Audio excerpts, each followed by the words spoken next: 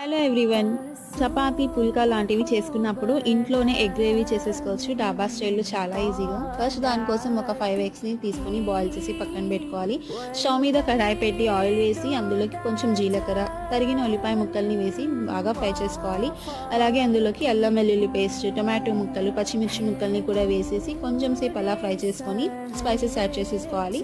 ధనియా powder, garam masala, chicken masala, chilli powder, పసుపు, రుచికి సరిపడా ఉప్పు వేసేసి బాగా మిక్స్ చేసేసుకొని 2 పచ్చిగుడ్లను అందులోకి పగలగొట్టి వేసేసుకోవాలి.